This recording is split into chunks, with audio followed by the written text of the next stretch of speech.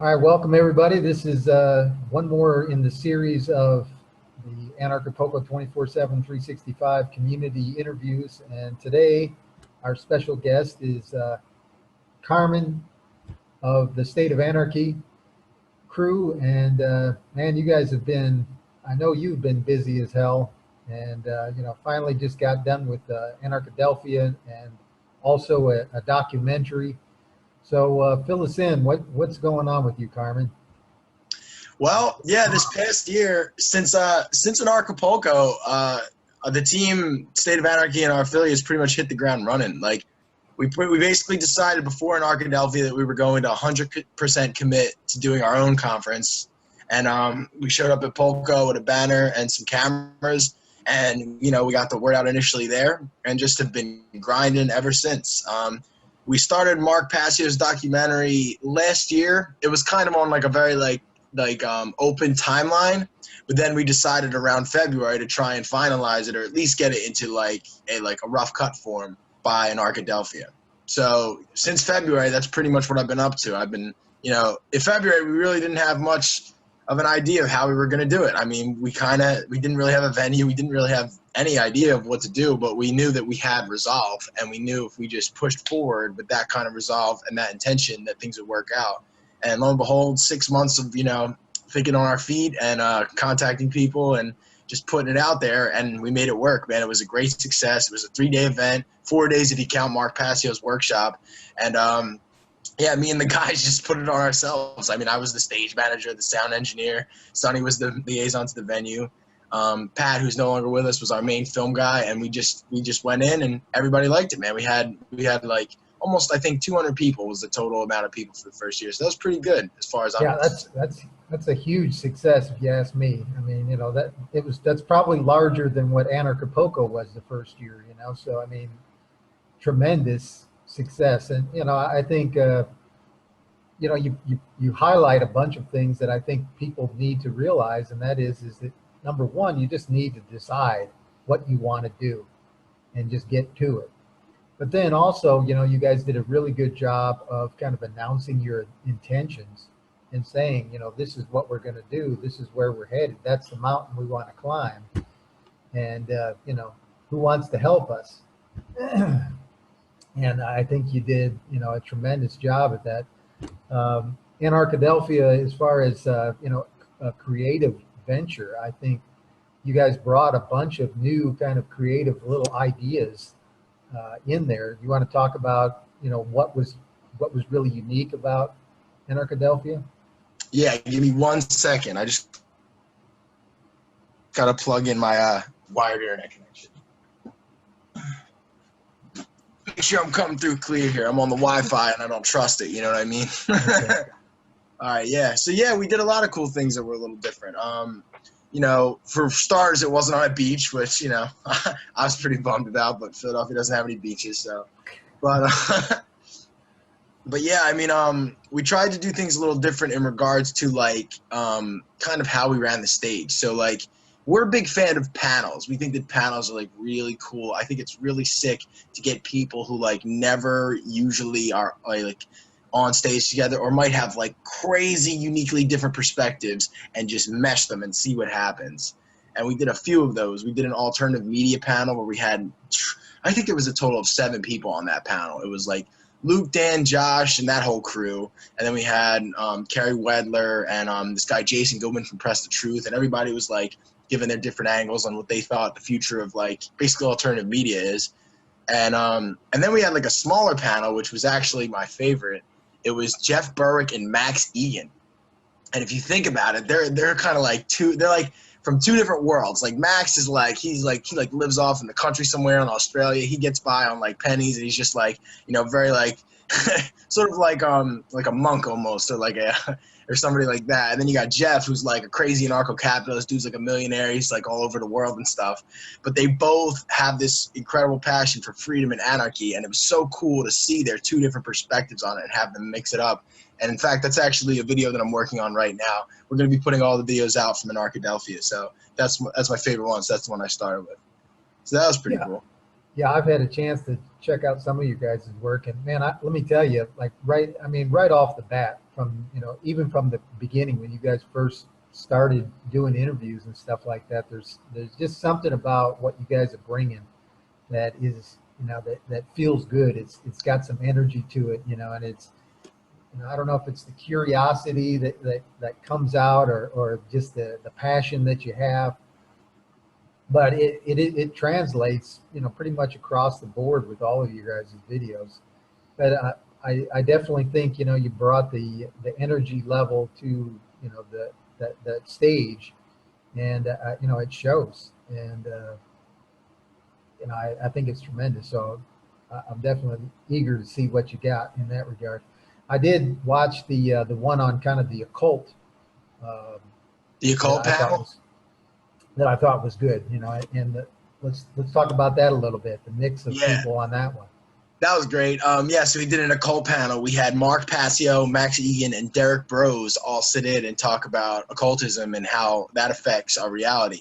And it's so funny, dude, because I try to explain this to my friends and family, that group of people who are they're oh, he's into that anarchy thing, but it's kind of weird. So it was funny. A lot of those people were there. For example, my mother. My mother is the hardest sell on this kind of thing. She's like, no, that's so crazy. That would never happen. And she was in the panel for that. And it's funny because I was asking questions that I feel like she would pose to me. For example, how could anybody get away with this? Everybody would have to be in on it. Are you saying that every doctor, lawyer, and everybody's in on it? And the three of them had such a good perspective on it because they could really iron that down. They would very reasonably and calmly be it's a pyramidal structure on a need-to-know basis. Everybody goes and just wants to do their job and get paid, and they compartmentalize the jobs so that they don't know. For example, my favorite topic about all this is the field of psychiatry and mental health.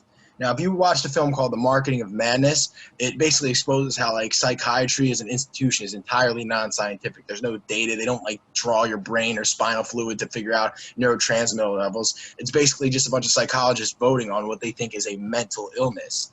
And the shrinks and the people who accept this information, they have no understanding that there's no scientific analysis, because they think, oh, somebody else took care of that. The academics took care of that. And then the people voting on the diseases don't really realize that they're being controlled by the pharma people.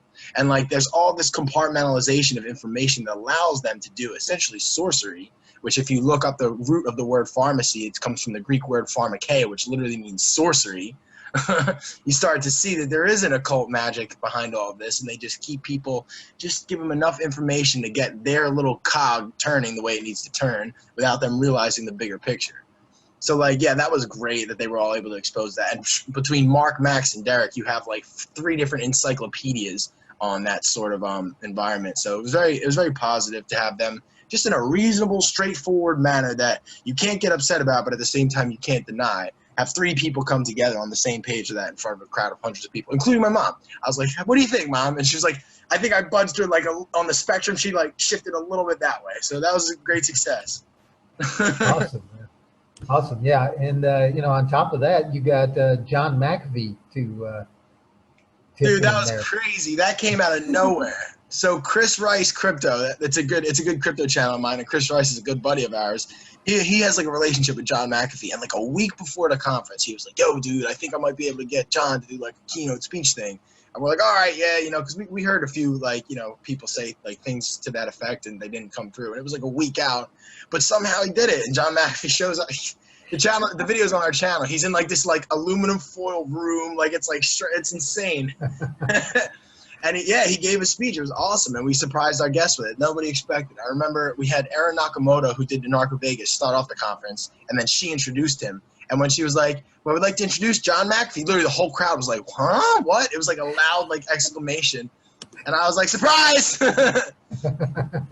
It was cool, man. So that was cool. And again, that's a testament to when you just, dig in and move forward. If you would have told me that John McAfee would have done a video for us in February, I would have laughed you out of the room. You know what I mean? I'm like, that's insane. How are we going to, he's a on the run, basically vigilante or something. How the hell am I going to get in contact with this guy? But lo and behold, that's what happened. And people really liked it. He had a great video too. You should check it out. Yeah, I actually did watch that part. I watched Aaron's, entry and so forth. So yeah, it was awesome, man.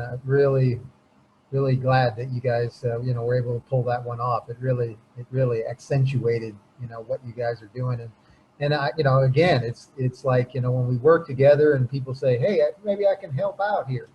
That's kind of what, what we're after with the community, is to try and help each other succeed at what we're doing, Exactly. Whatever it is we're doing.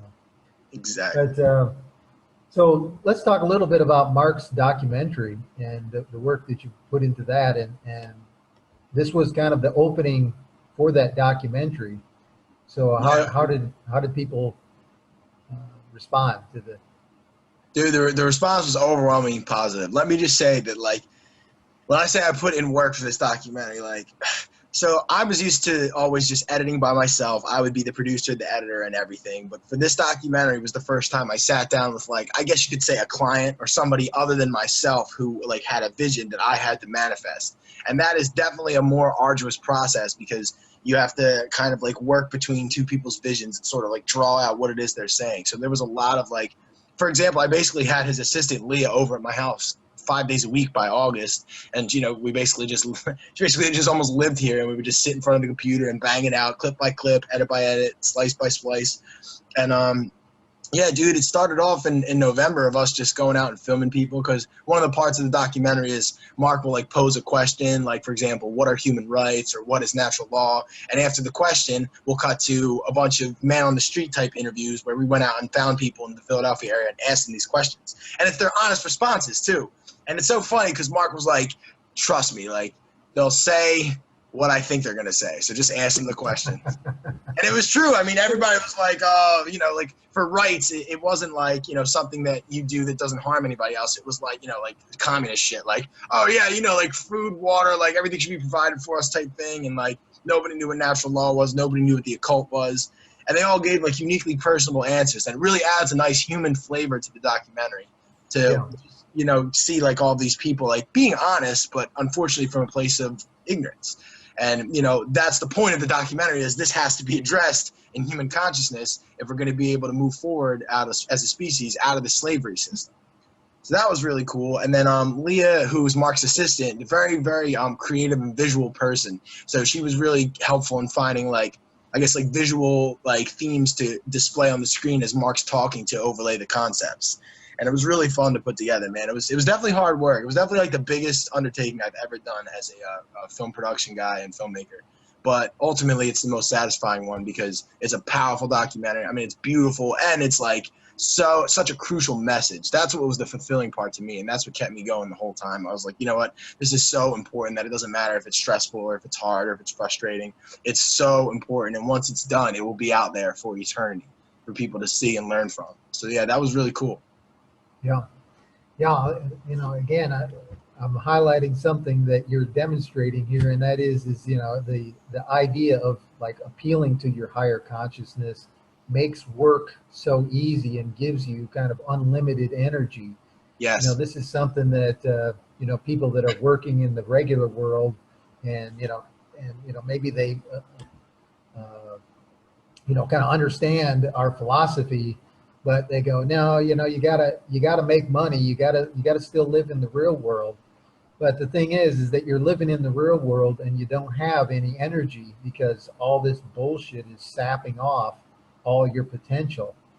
And doing something that actually drives you, that fires your passion, that makes a difference to other people, gives you a whole new level of understanding as well as energy and motivation. Exactly, and man. Certainly, you guys are a embodiment of that, I think. Yeah, well, it's the truth, man. It's like I don't know, like it's almost like it's fun, like in a weird way. Like it's fun because the feeling that you get when you do it is like you said, it's an enlightening, invigorating feeling. You're like, yeah, this like I really believe in this. Like when you're slugging away at some job, making some money for some dude doing like nonsense, whether you're a janitor or whether you're like a sales rep, you can be making like $5,000 a year, or you can be making like 50,000, 500,000. But if the work isn't meaningful, you're gonna dread getting up out of bed and schlepping yourself over there every day. You know what I mean? On their schedule, on their time frame, doing their crap. But if it's your work that means something to you, that's like, hey, what would I, if money were no object, what would I be doing in this world? If you can answer that question, then you'll have so much energy and passion that the money and the success and the relationships that need to happen will happen, because people will pick up on that. They'll pick up on like, hey, look, this dude's really into this, and like they'll want some of that. You know what I mean? I'm like, wow, I want to feel like that awesome about what I'm doing every day. Like that sounds like pretty cool life. You know what I mean? Yeah. And that's what happened to me. I noticed other people that were doing that, and I'm like, you know what? Why won't I do that? You know, why am I working at this restaurant or working for this union that rips people off and shit? You know what I mean? Like I should be doing things that matter. And ever since I've started this, I mean, the hours of content on the State of Anarchy's channel, the hours of time I put into the documentary, the hours of planning that went to the conference, and even the hours working the conference. I mean, dude, I never slept less in my life. Like, you know, up at the ass crack of dawn, constantly running around, managing a stage, and then like maybe I would take like a 15-minute break in the green room. I remember me and Sonny sat down at like the first lunch break, and it was just like, it was like we were on a roller coaster and it was going up that like the big hill. And I'm like, all right, we get like a moment to rest before it just goes again. Yeah. But absolutely. At the same time, it was just so, like, I'm like, dude, this is like gladiator shit. Like I feel like I'm doing like the absolute pinnacle of what I can do, and even though it's challenging, that's making it all the more successful in my mind, and all the more invigorating. And yes, I would recommend that people do that, because you'll find a fire inside of yourself that you might not have known was there when you align your passion with your work. Yeah, and I you know, that kind of tails into Anarchapulco. And you know, if people just like take that as like the first step and say, you know, I'm going to go to Anarchapulco or Anarchadelphia or Anarchavegas or any of these events that are out there, make that your first step of saying, you know, damn it, I'm going to make a decision, I'm going to do this, and just do it. And it doesn't matter if you don't have the money or you don't have the time or the schedule screwed up or whatever it is that you're using as an excuse. Don't let that stop you, man. If it's something you want to do it. Because like for you, let's talk about, you know, your first Anarchapulco and making. Well, I was just about to bring that up, dude. That was our first step. Like I was sitting, it was like 2018, because I pretty much bought tickets like a few weeks out. It was 2018. I had known Jeff's work for a while, but I guess like I just recently got back into it again in like late 2017 and early 2018. And I'm sitting there on the couch watching this dude's videos, and I'm like, dude, I agree with like almost everything this guy says, and I even feel like the way he says it relates to how I think about it. And I'm like, this conference seems pretty cool. And back then I had a lot of crypto, so I was like, you know what, let's just do it. Like, I'm just gonna go. And then I dragged my one friend who I knew would be interested in it, Sonny, the other member of the State of Anarchy. We had no like real plans. I don't know. I'm like, yo, let's go to this thing. And then like, all right, let's bring a camera. And then we met Pat there, and we forged that relationship. And that was the genesis of all that. That's why I met Mark. And that's how I found out that Mark was in my area. Like when I say in my area, I mean like around the corner. Like it was such a coincidence. And all that stuff started coming together because we took that one step, and it didn't even feel like I was making a business decision or changing a career path. I was literally just following my passion. I wanted to go here to learn and to experience this. And then ultimately what happened was, because I followed that trail, I found myself a whole new line of work that I never would have realized. I taught myself how to video edit, and I became a producer and a video maker. You know what I mean? And a filmmaker, and a documentary maker. Like all this stuff just started rolling in, all these new things. I was like, oh shit, I can edit websites now. Oh my God, I can do graphic design. And I learned all these skills basically because I had to facilitate something that was created by me taking that first step. So yeah, I would recommend people do that. And Acapulco is where this all began for me. And it is pretty much like the Super Bowl of anarchist conferences. So I would recommend that one for anybody who's like trying to go to the biggest and the baddest. Absolutely. Amazing. Yeah, I feel much the same. In fact, I was just, you know, I'm doing a project I call Local Dynamo. And, you know, it was recently enlightened to a book called The Discovery of Freedom by Rose Wilder Lane. And it was written like in World War II, during World War II. But effectively it talks about like the energy that people have, that people are like a dynamo.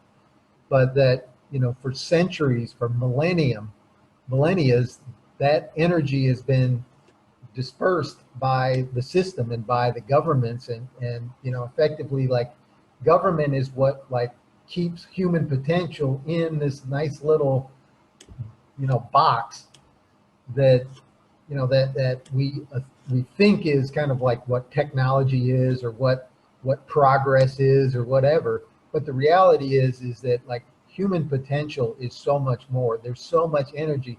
And like the time frame in the United States when people actually had a little bit of a taste of freedom was when all this innovation and stuff exploded. We're still living in the technology of essentially the late 19th century.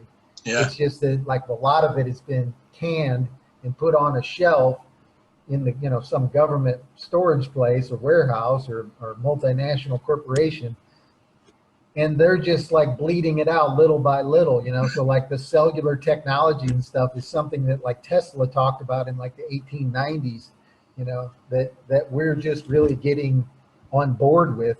But the reality is that there's so much more, and so how do we tap into that? And this is like what we're talking about is like freedom and the ability to like help each other, make these things happen, manifest stuff is so powerful, and that energy is just unlimited. Like if you look at World War II, look at like what happened. Like from the beginning, there were like biplanes, and by the end there were jets. And we're talking like a 5-year period, that like aviation advanced by like tremendous amounts. And that's the humans, that's a little bit of the human potential that's out there that we can tap into. So like what's possible if like anarchy reigned all over the world? Well, hell, who knows, man? You can't even dream of what's possible. It could be that we just, like become so enlightened that, like we can communicate with each other, mentally, and we don't need cell phones, and we don't need, all this, the supposed technology of the internet and everything. We can do it with our own minds, Yeah, man, that's a lot. That's what they say about sort of like the pre-Egyptian civilizations and stuff like that, and the ancient civilizations that built like monolithic structures. A lot of people think they achieved that level of consciousness, and this has happened before. And that's what those societies were a result of that. They built like giant pyramids. Where if you look into Brian Forrester's work, who I interviewed in Anarchapulco 2019, he talks about how they were essentially like energy devices that they were able to like essentially channel the Earth's like etheric electromagnetic energy and basically distribute free energy across the world. And also, it's not just about powering like machines. And also, this type of energy is actually resonant with the human biome. Another cool thing that happened to me at Anarchapulco 2018 was that there was a company called the Therify company that made this awesome, like, it's essentially like plasma tube electromagnetic radiation devices that heal you. And I went and subjected myself to that. So yeah, it's that similar technology to where you would walk by the pyramid, you would actually get charged up like a battery essentially. Right. As opposed to like what we have now with like 5G beaming us with like microwave radiation and stuff like that. It's a total opposite of that. So yeah, like we can achieve that level of technology if people are just free to make it. Like if you look into the esoterica behind electrical engineering and the people who have tried to recreate this, it always seems every time there's an inventor who gets an over unity, which means a machine that produces more energy than it takes to run it, anytime a guy makes one of those, fucking the Men in Black show up and like, he's heard from again, or he's forced to cease his work. Right. And even if you look at Tesla, once he died, the government raided his labs and took everything. So yeah, they don't want us realizing actually how simple and how natural it is to be free and abundant. Abundance is our natural birthright. If you look at a tree, there's so much goddamn fruit on the tree, it's more than you can eat.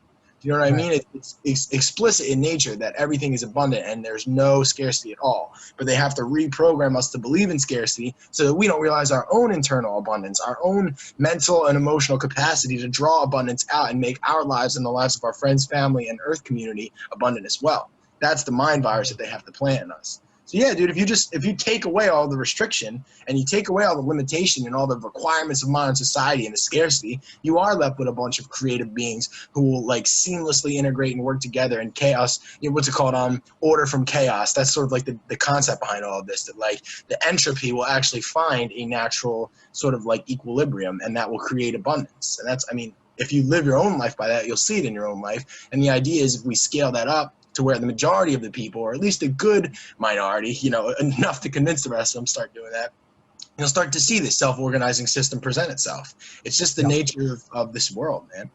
So yeah, I definitely recommend people introduce more freedom into their lives, because it will just make things better. You know what I mean? Your computer won't like give you a headache after you stare at it for 5 minutes. You know, it'll be designed to actually heal you, so you'll actually get charged up as you watch it. You know, can you imagine that world? That's the world I want to live in, man. Yeah, well, and imagine people that are like enthusiastically pursuing what they want and what they love to do. You know, like if you, you know, like yourself, but you know, there's people that like love to build like cars and stuff like that, or do, you know, different things. And you're constantly amazed by what they come up with and the amount of energy they have to do it. You know, I don't know, you've got a kind of a pursuit of your own in regard to what do you call it? Is it cage fighting or what? Oh yeah, mixed martial arts. It's called mixed martial arts nowadays. I always refer to it as martial arts, because when you say things like cage fighting or like face punching, people are like, that's so violent and brutal, but like they don't realize like the root of martial arts and where it came from. And it's about self-mastery is essentially what it's about, both on the physical and, you know, higher levels of being. Yeah, and I mean, to be honest, it's funny. I started getting big. I always did it. Like I was a wrestler in high school, and I trained some martial arts here and there throughout life. I did karate when I was a kid.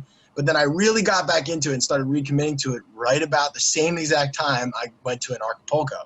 And I found that they sort of went hand in hand, because the discipline and the strength and the sort of like the courage and the power you find within yourself when you train these things and you actually do them at a competitive level, that sort of like I guess like strength that you build up. And I'm not just talking about physical strength. I'm even more so talking about internal strength, emotional discipline, mental discipline, spiritual strength. You know what I mean? That spiritual courage, that fearlessness, that sort of power, if you can cultivate that within yourself, that will allow you to be that much more powerful in your manifestations, whether they're, you know, your career manifestations, your familial manifestations, or even your societal manifestations. And I really always recommend, you don't have to go out there and get in a cage and fight people, but if you train the martial, like I'm just a crazy person. I just enjoy going all the way with it. You know what I mean? But I think what you're saying though is, you know, it is about challenging yourself and kind of pushing yourself to the limit to really find what you're capable of, and like overcoming the fear and overcoming the challenges of being disciplined to actually get what you want. That's really where it's at. I grew up as a kid. My father was, you know, one of his hobbies was motocross. And so, you know, when I was 4 years old, I just couldn't wait. I wanted to get in there. I wanted to race. I didn't even know how to ride a bicycle yet, and I wanted a motorcycle, you know. Mm-hmm. And so my father just finally relented and got me a motorcycle, and then I was just, you know, I was off. But the thing is that, you know, you like riding in sand, for example. I was racing. I was probably 6 years old and was in one of my first races. And I got the whole shot. I was the first one to the first corner. Well, the first corner was sand, and I didn't know how to ride sand. And so I just, you know, plopped over and like, you know, I went from first to last in a matter of like a second or two. and you know, I had to learn how to deal with the sand, and it was difficult, you know, and it was like impossible at first. But, you know, my father was basically like, you know, you just got to sit back, you got to ride on the rear wheel, you got to do this and that. And it took me discipline to train my mind to, you know, to understand and train my body how to react to do it. But eventually I did. And then there was just challenge after challenge with the different obstacles that you face that are scary as hell.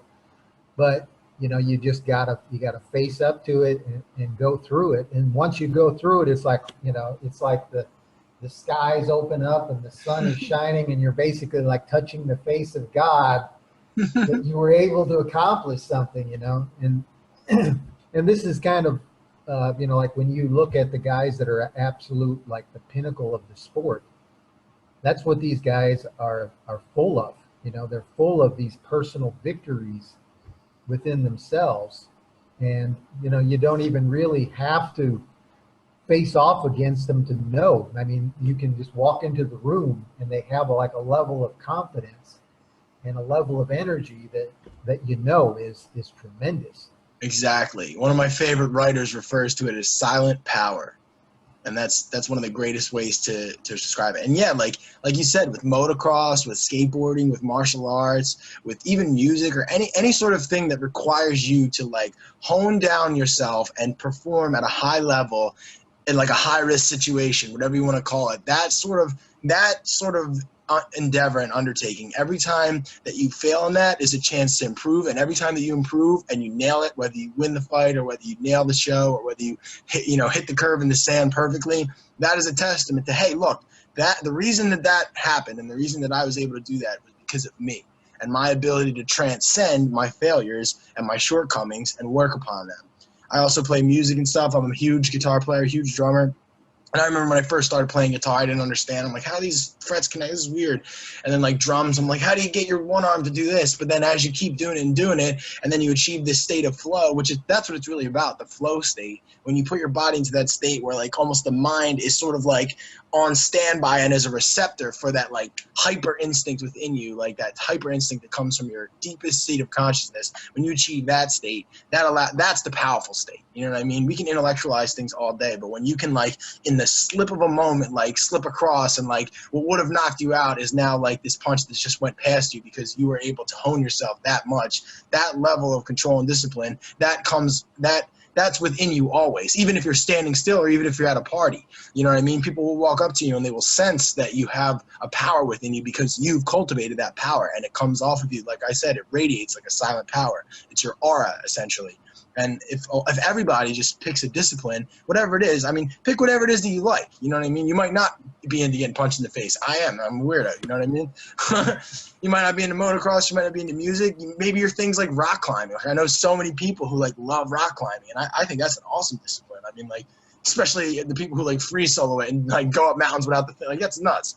But like, yeah, that kind of stuff, that forces them in that flow state. It challenges them. It's self-imposed discipline, which I think is the most important thing anybody can do for their own well-being and happiness too. Because again, when you can sit back at the end of the day and see how far you've come and feel the power that you've cultivated, it gives you a sense of fulfillment. It's like, hey, I am enough. I am beautiful. I am strong. I am powerful. I can protect my family. Do you know what I mean? I can care for those that I'm with, and I can make them feel peaceful and comfortable around me. Like that kind of stuff is priceless, man. So I would recommend everybody get into something like that. Yeah, and I think that that's one of the things that I think most people, when they you talk about flow and this kind of thing, and of course most of that is in things like sports and stuff like that, but for the most part that is kind of a controlled environment where only a certain number of people are going to get paid to do that kind of stuff. And that's kind of where the system gets back into controlling what people know and how people apply themselves. Because I think, one of the things that Jeff Berwick, I think, exemplifies is essentially he's like that, but he's like that in business and marketing. Exactly. He gets that flow in doing what he does in regard to, making money. And I think that's the thing that, another thing that we're missing is what I would call value creation. Is how do you show somebody something that's valuable and that people recognize? And unfortunately, we're in a system that's like counterproductive to like actually showing people what's valuable. They're off like chasing like shopping bags and cars and houses and stuff like that. And we're saying, man, the thing that's valuable is like your own self-discipline. Yes. That's the thing that's the most valuable, but nobody's paying you for that. But the thing is that, like we need to change the system. We need to like exchange with ourselves. We need to show each other and we need to support each other in a way that you can start to realize that, man, my self-discipline is incredibly valuable, and that's what makes my life wonderful, my quality of life. Exactly. And so that's kind of what my local Dynamo project is about, is like being able to create the circumstance that people see the value of value creation, rather than than like the monetary thing. And then the other side of my project is harm, is seeing harm clearly, you know, because most people don't know how to recognize harm, especially when it comes to themselves. Like what they're doing that's harming themselves is, you know, in things like their behavior and their own subconscious programming. They don't know how to recognize what is harmful, and then, you know, the opposite, what is valuable. These two things are really fucked up in most people's minds via this system that has beat them down in so many different ways. I don't know. Let's talk about you and your experience in regard to schooling and stuff like that, and how that beat you down. Yeah, well, the system, it rewards deferring to an authority. It rewards giving your power away, and it also encourages self-sabotage. Like, it also encourages you to do things that, you know, like, for example, like alcohol is glorified. Now, I'm not saying if you drink, you know, that's like a bad thing, but like, I drank a lot in school, and it was ultimately, I mean, I made terrible decisions, and my health declined, and, you know, my ability to like be a responsible human being was just like non-existent. And like all these things are pushed on us that like from the day and age when we're one, you know what I mean? If somebody does something to you, tell a teacher. If this happens, go to an authority, you know what I mean? And even like in scholastic testing, like I remember one time, dude, 4th grade, like I had this like idiot teacher who like literally like had like feet and yards mixed up or something. Like she didn't know like that yards were longer than feet, and like she actually like went like all out and actually made the test about that. And I like this little 4th grader knew that, and I put the right answer, but I was actually, you know, discouraged from doing that because she marked it wrong. So this is the kind of shit we're dealing with. I mean, obviously, like as you get higher up the system, they're not going to be that obvious. But there are ways that academia and even just like media and stuff controls you and discourages behaviors that are going to empower you while encouraging self-sabotagation. Like all that's kind of stuff. Like, you know, go eat this piece of shit food, you know, eat this crappy stuff, drink all this coffee so you like overstimulate yourself and you burn out, you know what I mean? Drink all this alcohol. But don't try DMT because that might make you realize that you're part of a spiritual consciousness and it's all one consciousness and that you don't have to do any self-sabotaging stuff. Don't try that stuff. You know, we'll make all that stuff illegal. We'll make weed illegal. You know what I mean?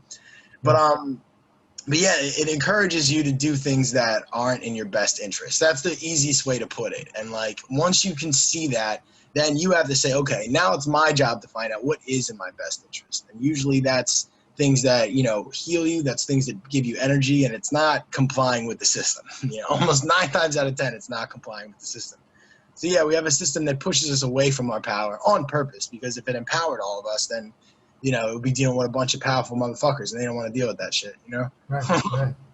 Yeah, that kind of goes into the occult a little, you know, how that all becomes hidden, and then how it's communicated with the kind of higher echelon, the people that actually know what's going on to a certain degree, how they communicate, you know, through like symbology and stuff to, you know, identify, okay, this is what is powerful, this is what's not powerful. And of course Mark goes into that, but how much of that stuff is things that you understand at this point, symbology and all that kind of stuff? Well, I mean, yeah, like they put symbols in front of your face all the time. Like, for example, like this is a hard pill for people to swallow, but the Nazi symbol, the swastika, right? A lot of people think that's a symbol for hate and all of that stuff, and that's what it's become in our modern culture. But if you actually look, that symbol is all over historical text. Buddhists have that symbol, and it's all over the place. Even in Philadelphia, like on the art museum floor, there's little swastikas all over the place. And what that actually means is it's actually the symbol for the electromagnetic flow of rotating magnetic fields, which is basically what everything that alive is. It's a torus field, which a torus is a geometrical shape, kind of looks like a donut, and it rotates. And that rotation is what causes all motion in the world. And like, so like this symbol, like the occult, or have us thinking that it means, you know, like Nazi Germany, like, you know, extermination of people of a certain, you know, demographic. But what it actually is a representation of the fundamental mechanics of the electromagnetic universe. And it's funny because a lot of people, if you look into like occult World War II history, a lot of people think the Germans had access to sort of like, you know, levitation technologies and you know, wild like engineering beyond its highest degree. And that might be why they took on that symbol.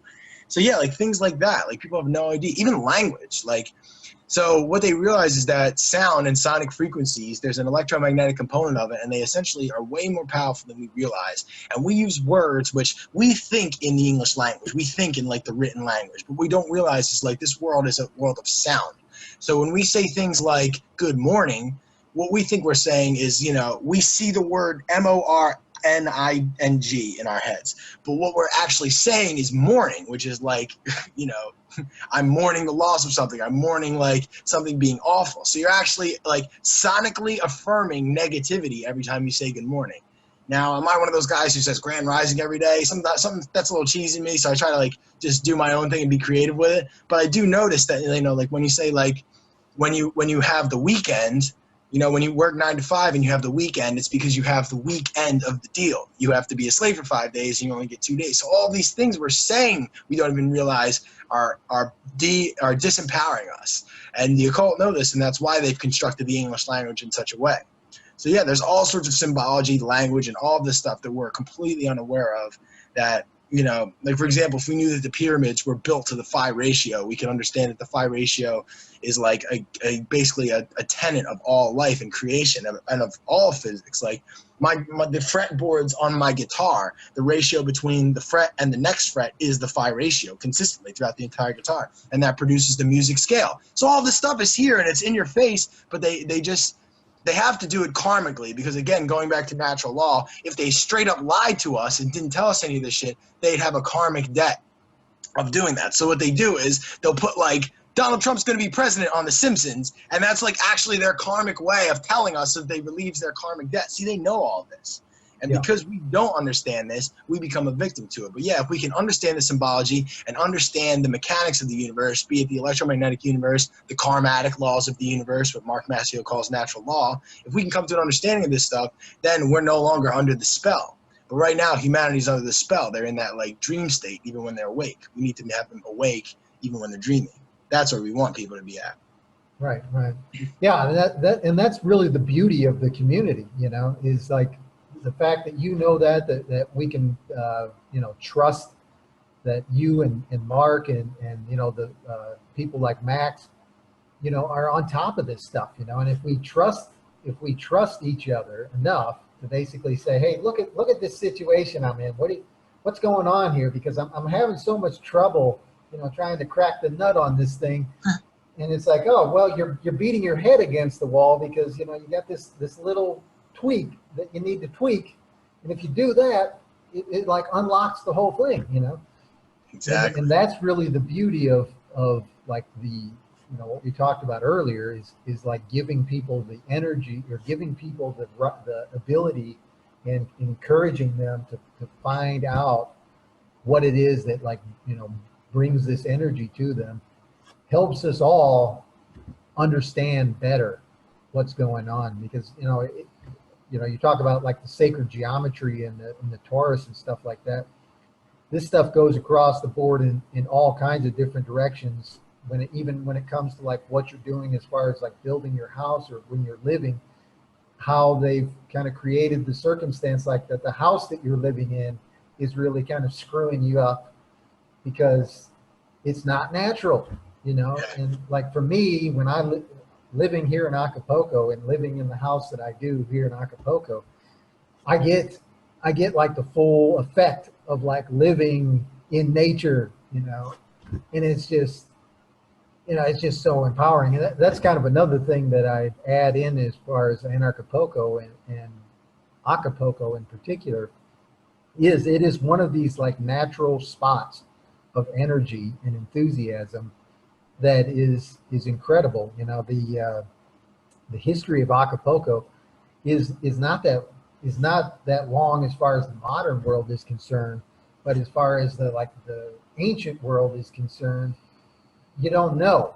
I mean, there's just relics and stuff here that go back like forever, and there is something about this place that makes it very unique and very powerful, you know. Because I mean, there's times that I think about something and then I'll go on Facebook and there'll be like, my friend will be saying, hey, did you ever think about this? And son of a bitch, I was just thinking about that.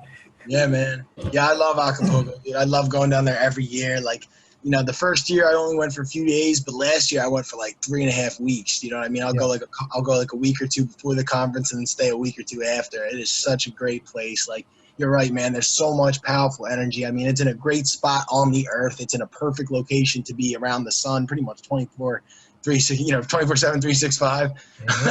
And your house is awesome. It's on the top of a mountain essentially, and then like there's like you can look out over your balcony and it's just like thousands of like trees and you can see the whole mountain. And I'm sure in the daytime you're just like bathing by your pool in the sun. It's such a beautiful place. The conference itself is on the beach, so like, you know, you go into, dude, I didn't wear shoes for like 3 weeks. Like the last time I was in Acapulco, I was just wandering around the halls of the Princess. We'd walk into a conference room, check shit out, would, you know, do some interviews, and then if I had a break, I would take a walk on the beach. And that's such, like, I did a whole video about how the beach is like the greatest gift that God gave us because of everything that it does as far as healing us, between like the sand grounding your energy, between the sunlight, between the water, and everything that happens there. It's such a powerful energy. And dude, I love going there every year, man. I'm probably gonna end up like you one day and move down there and live there for a while. Yeah, man. Well, that's what I'm trying to do again with the local Dynamo project is kind of create a virtual community, but that has like a second home in Acapulco. You know, that we can return to this on a regular basis and kind of re-energize, and then go out into the rest of the world and make a difference. That's the idea, dude. That's what I told everybody in Anarchadelphia. When people would come up to me and be like, hey, man, this is great. We're really grateful. Thank you so much. I'd be like, the number one way that you can thank me for this is wherever the hell you go after this, bring this light and this energy and this knowledge and this information and everything you've learned and gained here today and just seed it all over the fucking place, wherever you guys are. Germany, wherever it is, Italy, Canada. We have people from all those countries. Same thing with Acapulco. You have all these people who stay connected digitally, then convene, do almost like a ceremony where we all, respect and honor one another and respect and honor these powerful concepts that heal people. And then boom, when we all go back to wherever it is, like for example, me in Philadelphia or, wherever anybody else goes, they go back and they bring those little pockets of energy there. And then you create a web, a network of all these light workers that are starting to slowly but surely, have effects on people to where finally one day everyone will get it. You know what I mean? If we're alive for that, maybe not. Who cares? It doesn't matter. Like Mark said on his most recent show, he's like, even if you put a bullet in my head, in the moment I will reincarnate as another being, learn all the lessons again, and keep doing this until it gets done. And I feel that same way too, man. I feel like that's kind of like, now that I'm doing this, like I've never felt more fulfilled, more like I've been following my calling ever. And like that, because people think it's like this big drudgerous thing. It's beautiful. It literally is like heaven on earth when you get to do this. And it just helps that like when we meet, we end up meeting in like Acapulco Bay, you know what I mean? Like a beach filled with like glorious like sunlight, sand, the best food, the best fruit, the dopest people. I mean, getting coconuts right off the tree for like a couple pesos, which is like less than $1. You know what I mean? It's crazy. I can't get a good coconut in Philadelphia for like $10. It's crazy. But like over there, just hacking them off. It's awesome. Man, and there's something else about coconuts, man. It's like the coconut oil is like brain food for you. Yeah. And like the more natural you get, I've been, just recently I discovered this like coconut cream, and I've been putting it and making like a tea, and then sweetening it with coconut cream. And I knew from like research and stuff that they said that like coconut oil, like helps people that are like on Alzheimer's and stuff like that. Yeah, it's very good for the brain. Restore their brain. But after like doing it for like a couple weeks, I mean, my brain is at like a new level of awareness that like the recall and stuff like that is just amazing. I haven't had that in many years, where I can, like typically you're doing something and you forget, or you're on Facebook and you're like, oh, let me look up this. And then you end up on some other, tangent for, a half hour or something. You're like, what was I trying to do when I got on the computer? That doesn't happen to me anymore, because my brain is working better. But yeah, it's almost like nature provides us with all of the chemistry that we need to be absolutely abundant. Yeah. Well, I think that's one of the things, though, is like it's something about the coconut oil, man, that is another part of our origin or something that we work together. The same thing with weed too, I mean, the cannabinoids and in our cannabinoid receptors in our mind and in our, Exactly. in our It stabilizes bodies. your entire hormonal system. It Yeah. completely brings it into equilibrium. If there's anything off, if there's any like fuckery that's been caused by, let's say, heavy metal toxins, or that whether they come from vaccines or chemtrails, don't matter. They still have an effect on things. But the endocannabinoid system, literally, like the sentience of that plant and its insanely complex chemistry and all of the thousands of cannabinoids that are in pure marijuana oil, have an incredible effect on the body's ability to produce the right hormones at the right time and stabilize yourself. Yeah. I mean, that's why that cures cancer. All cancer is the body's inability to communicate with that tumor. Like, hey, you got to stop growing. You know what I mean? Like, it's actually just out of control growth where the cells aren't committing. I think it's called mitosis, where they kill themselves. But as soon as you start applying marijuana oil to all that, the endocrine system is completely restabilized and the cancer goes into remission. Kingsley Edwards of Anarcha Vegas, his grandfather or something, he used Rick Simpson oil on him, as recommended to him by Max Egan. And in 3 weeks, he went from they were going to cut his eye out. He had like face cancer. These fucking butchers were going to like slice his eye out or something. Like, that's going to solve the problem. But then he just used cannabis oil, and within 3 weeks, the dude was cured. It was insane. Yeah. So yeah, Mother Nature has everything we need, from diet to like essential oils. You don't need any of that medical industrial crap. Don't believe the doctors, man. I believed them for a while, and they fucked me for a long time until I finally became the wiser.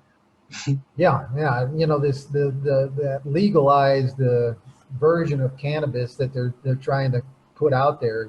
Essentially that's what they're trying to get rid of. They're going to try and like remanufacture this stuff and get rid of all the damn good things. GMO weed. Yeah, and then just have, oh yeah, you can still have your marijuana, but it's like the government marijuana that has no fucking positive benefits whatsoever. Exactly. That's But, that. that's another thing that I love about Mexico is, man, all that kind of stuff is out the window, man. Whatever the government says, people are just like, whatever, never mind.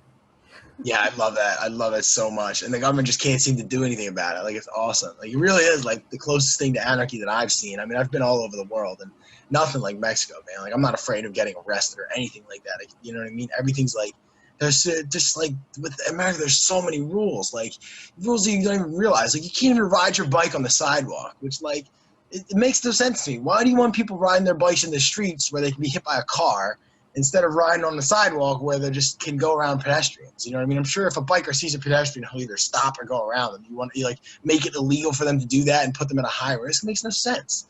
You know what I mean? It's crazy. But yeah, Acapulco, you just show up, you get your coconuts, you do whatever, you smoke weed, nobody cares. It's awesome. No doubt, man. So let's talk about.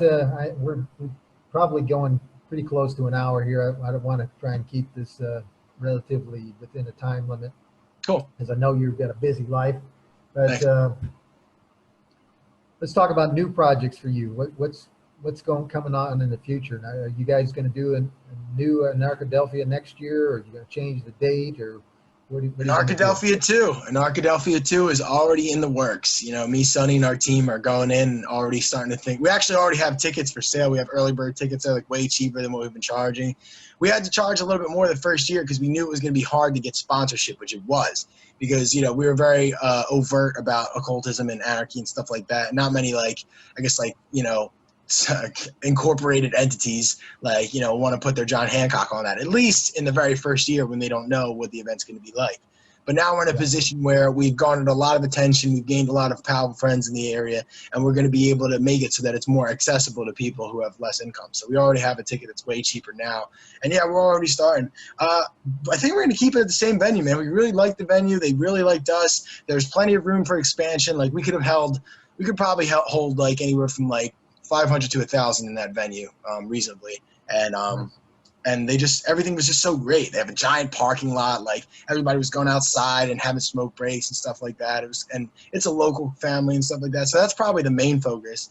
But again, Anarchadelphia is one thing, and the state of anarchy is kind of something different. The state of anarchy is and has always been alternative media to a degree. You know what I mean? It's kind of, we do opinion pieces. I like to do vlogs and stuff like that. But a lot of it is going out there and interviewing people who we think have an important message that doesn't get out there enough. And so, yeah, we're just going to be back to, traveling to whatever events call us. Like, obviously, Acapulco seems to be the first one. There's also a STEAM conference in Thailand that I don't know if we're going to make it, but I really want to make it because we went to STEAM Fest last year in Poland, and that was amazing. So there's all sorts of events and happenings that we like to cover. So that's kind of like basically the State of Anarchy and Anarchadelphia are my two babies. You know what I mean? Those are the two things that I think have the most value as far as what I can put my energy towards. You know what I mean? And the State of Anarchy is free. I mean, there's no payment model. Just go to our youtube.com/the State of Anarchy, and just enjoy hours and hours of content that you will not see on the news. You know what I mean? Absolutely. And then yeah, you guys do a great job with that, man. I'm really liking what you're doing there. So that's some good stuff. And you've covered a lot of different things with the the limited amount of time that you guys have been around, and the with the effort that you guys have made. I mean, it's a tremendous bit of work. I appreciate that. And it's and then you guys are cutting edge too, man. I know Pat is apparently no longer with the team, but some of the things that he did with his what was that? I want to say it right because I don't want to. Luciferium. A Luciferium, yeah. Yeah, that was pretty cool. That was one of his biggest works that he ever done. It was pretty impressive. Yeah. Right? Yeah, but it is it's a powerful video that I think kind of opens people's minds. I mean, and it takes a little bit of time. I think people need to watch it probably 3 or 4 times just to really kind of grasp what he's talking about there. But, it is another one of those kind of keys to unlocking, the energy and the ability and the potential that we have within is tremendous. And just so you got the State of Anarchy, you got this thing in Thailand possibly. When is that going to happen, the Thailand thing? I think that's actually next month. So chances are we might not make it just because we're kind of in the fallout of Anarchadephia, and we want to make sure that we get started as early as possible on preparations for that, so that everything comes together really smoothly. But at the same time, I'm always open to anything happening. You know what I mean? Like me and my lover randomly booked a trip to Puerto Rico in like 5 weeks. So, or actually, I think it's like 4 weeks now. So yeah, so I'll be in Puerto Rico maybe, and I've always been interested in doing that. Like, what's it called? Act 27 or something? It's like somewhere you can establish a business in Puerto Rico and like legally not pay taxes. Do you know what I'm talking about? Yeah, I'm really. I do know a little bit about it, but yeah. Yeah, so maybe I'll figure that out when I go to Puerto Rico. I'll just hit up some offices and be like, "Yo, can I start a company here?" Yeah, it's definitely the time to do it. They've created some opportunities there with the government, struggling, and the people kind of pissed off. Government's, letting their hands go a little bit more. But I don't know. Anything in the United States, I'm a little bit afraid of. The U.S. government coming in and crushing anything that could make any sense. Not to say that Mexico's any different. It's kind of a vassal state of the U.S. government, but to a large degree, I think the thing that makes Mexico so unique is just the people's awareness and the fact that they, have a real allegiance to their family that just is really far above what government is, and so there's a difference in the amount of power that the government can wield when it comes to the people here in Mexico. Yeah, you've nailed it, man. I feel like the people who have more respect and adoration for their community versus the state, that's what has to change. People have to put the community first and the benefit of the local communities first, and not of the Orwellian, police state that's ever encroaching. So yeah, I agree with that. So if anybody out there in our community is in Thailand or has some connections to Thailand or can get Carmen to Thailand, let's hook them up. Hell yeah! I train Muay Thai, so I would love to go out there and train with the Thais. That would be awesome. Yeah, no kidding. Let's see if we can make that happen and manifest that somehow. Thanks. But, other than that, we got Anarchapulco coming up, and I don't know if you've seen they just released the speakers list. Yeah, it looks great, man. Looks awesome. Who is exciting for you? What do you? Well, I don't know if he's been there before, but Del Bigtree is definitely one of my favorite people. I think he's got a very important message that, like, oh my God, you say one thing about vaccines to the wrong person and it'll drive them crazy. But Del has, like, he's done the work. He's produced vax. He goes on the air every day, and he's just a cool dude. Like, I met him in at G. Edward Griffith's Red Pill Expo this June. I interviewed him, and dude, he's just a man. Like, it was more than just his work that drew me into him. His energy was like so powerful. He got the Neo Award, like Neo from the Matrix. They gave him like the Neo Award for being like the guy out there doing it, and he deserves it, man. He really does have like a Neo thing going on, and I fuck with it, so I'm stoked for him. And obviously Ron Paul. Hopefully I could finally interview him this year. I met him in 18, tried to get a hold of him, and I sort of interviewed him in 19. It was like informal, like I showed up, we had a few cameras, I asked him like a question. But I would love if I could sit down with Ron Paul and just hash it out, because that dude is like the A1, like OG. Like, he was almost president, you know what I mean? That's how crazy he was. And he was like basically libertarian. So yeah, I'm looking forward to all those people. Absolutely. Yeah, well, we got some new people, and certainly Dell is, I think, one of the big people. There are some still yet to be announced. Any speculation on some of the people that are still out there that may show up to Anarchapulco that we'd like to see? Let's see. You know, I would love if, I hate to say this, but I would love if you could get John McAfee out there. Do you think it would be safe enough? Well, I mean, he's on the bill. I don't know if he's actually going to show up, or if he's just going to be in coming from an undisclosed location. Yeah, whatever he does. It'd be cool if he was there in the flesh. That would be wild. But either way, that's dope that he's going to dial in. That's fucking awesome. Yeah, my all-time person that I would like to see come to Anarchapulco is Wim Hof. I don't know if holy shit. I met a breatharian last year. It wasn't Wim Hof, but I met somebody who like does that, who like figured out how to do like superhuman shit just by breathing. I would love that, dude. Wow, let's try and manifest that. That's a great one, dude, for sure. Absolutely. Yeah, and I think we got a couple Hollywood types and possibly some some big musical acts that might grace our presence this year. So we'll see. But Carmen, it's always a pleasure getting a chance to talk to you, man. Look forward to seeing you in Acapulco real soon. And man, just much respect for all the things that you do, man. Really, really appreciate all the effort you guys are making and all the good things you're doing. Tell Mark we say hi from Acapulco, and certainly looking forward to seeing him as well. And take care, man. Anything else? No, that's it. Thank you so much, Mike. I really appreciate you coming on and talking to me. I really appreciate those kind words. And I'll let Mark know you said what's up. All right. Take care, man. See you later.